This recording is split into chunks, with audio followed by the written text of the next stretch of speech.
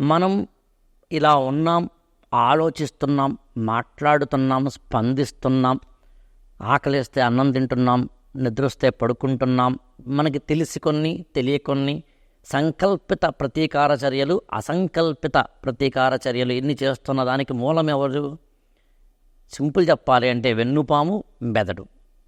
ఈ central nervous సిస్టమ్ని ఆధునిక ఎనాటమీ లేదా మెడిసిన్ కేవలం ఒక బాడీలోని ఒక పార్ట్గా, కీలకమైన పార్ట్గా, కంప్యూటర్కి సెంట్రల్ ప్రాసెసింగ్ యూనిట్ ఎలాగో అలా చూస్తుంది.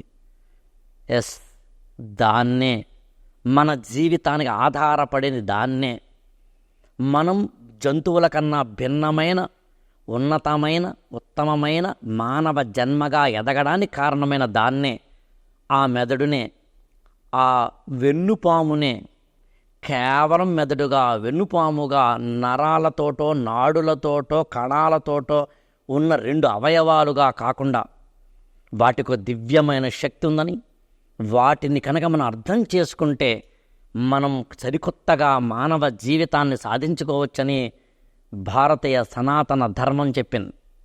ఈ రెండింటిలో ఆ కోణం మెడిసిన్, ఈ కోణం యోగిక్, ఎవరికి వారు విభిన్నంగా చెప్తారేమో, కానీ రెండింటినీ కలిపి ఒక అనాహత గురించో, ఒక స్వాదిష్టాన గురించో, ఒక మణిపూర గురించో మనం మాట్లాడుతున్నప్పుడు ఆ మణిపూర అనేదే నాభి చుట్టూ ఉండడానికి సంబంధించిందే, అది డైజెస్టివ్ సిస్టమ్ గురించే, దానికి సంబంధించిన వివరాలనే ఇటు మెడికల్గాను అంటే సైంటిఫిక్గాను, అటు స్పిరిచువల్గాను చెప్పాలి అంటే ఒక వ్యక్తి కావాలి, స్పిరిచువల్ సైంటిస్ట్ కావాలి. అందుకని సత్య సింధూజ గారితో ఆ డిస్కషన్ చేస్తే సరైన ఈక్వేషన్, సరైన ఇన్ఫర్మేషన్ వస్తుందనేది నేను నమ్ముతున్నాను. మీరు కూడా నాతో పాటు ఈ జ్ఞాన సాగరంలో జర్నీ చేయండి. నమస్తే అండి. నమస్తే అండి. భగవంతుడు ఇంత జ్ఞానాన్ని ప్రసాదించేంత పుణ్యమైన భూమిలో పుట్టడం అనేది మనం చేసుకున్న అదృష్టం. అవునండి. సో ఇది ప్రతి వాళ్ళకి ఒక హక్కు కింద ఉంటుంది. అవును, తెలుసుకోవాలి, అవును, ఆచరించాలి, అవును, నెక్స్ట్ జనరేషన్స్కి పంచాలి.